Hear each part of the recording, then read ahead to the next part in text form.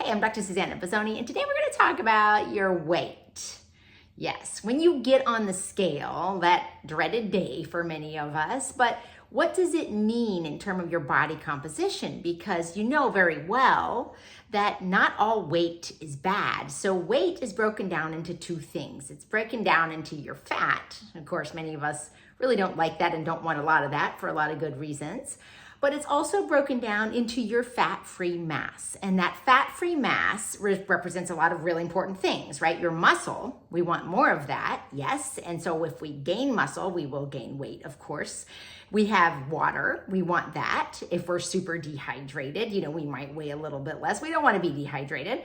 And of course, our bone mass, and that's very important for health as well. So you can see this going on to this side, but then let's look over there at the fat, because there's different kinds of fat. There's your subcutaneous fat that's right below the skin. When you pinch that inch, that is your subcutaneous fat. That's what they're taking out with liposuction, but it's actually really not the dangerous fat. It's not nearly as dangerous as your visceral fat.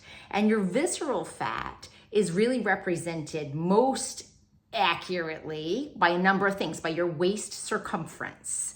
Right? So if we're really round, we have this new index you might not have heard of called the body roundness index. Who knew?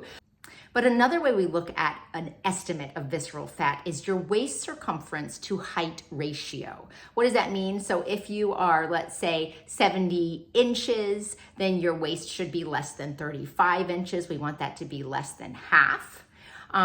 In general, if we're just looking at waist circumference, it's roughly a better estimate than, say, your body mass index, which it really isn't at all, because again, it's incorporating weight. But your waist circumference, if you're a woman, less than 35 or less, and then a man less than 40, that would be ideal. But again, much of that relates to what's your height. And so that's why the ratio of waist circumference to height is likely better.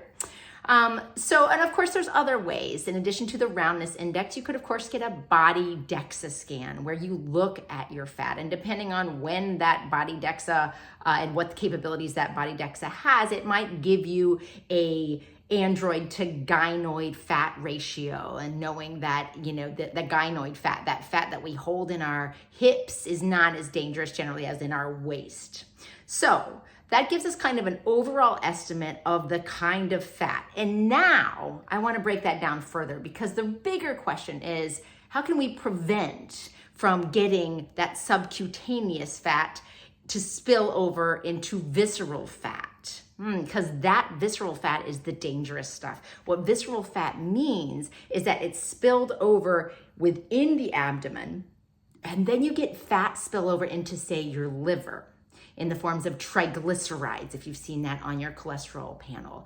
And those triglycerides are packaged up and sent over to your pancreas, which can then drive pancreas or beta cell destruction in your pancreas, so you can't produce effective insulin. So you see where I'm going with this. And then it spills over into your muscle, and it can cause insulin resistance. And so we're looking at increasing sugars, at diabetes, or the development of diabetes, which happens over the course of years, not just when your sugar finally goes up. So these are some of the processes. Of course, that fat also can spill out into other areas. It can spill out into your bloodstream and drive atherosclerosis, or into your brain and drive vascular dementia, all these places we don't want. So the big question we want to answer is, how can we prevent that subcutaneous fat from spilling over into visceral fat? And this is the big question, right? What affects those things? What increases the likelihood of spillover? Well, there are some genetic predispositions. So some of us have just more of a threshold. That's called your personal fat threshold, as to when you have exhausted all your stores in the not so dangerous subcutaneous fat, and it starts spilling over into the metabolically very dangerous visceral fat. And sometimes certain backgrounds, as in Southeast Asian or Hispanic, or certain backgrounds might have higher risks at lower weights or lower body mass indexes and things like that. Of course, our movement, our sex hormones. So men are more likely to spill over into visceral fat than women. And then as we know, body composition changes as our estrogen drops down as we enter menopause. So we see some of this body composition, that muffin top that we never struggled with before, as our hormones change. So that's a big thing. But nutrition, of course, affects this. And we're going to do this in a second video. So nutrition, movement, how you're utilizing your nutrition. So it's not just what you're eating, it's how you're utilizing it. That plays a big role in terms of if you have a good, healthy gut. If you're an athlete, you can utilize fuel more and adapt more to that. Your mitochondrial health, all of this really is focused on lifestyle, aside from, of course, that genetic predisposition bit. So there is a lot of power here, and we're going to talk more about that. But hopefully I didn't overload you, and I hope you enjoy this graph that I've kind of spent all day trying to put together. So if I missed anything on here, please let me know, and I hope you have a wonderful day.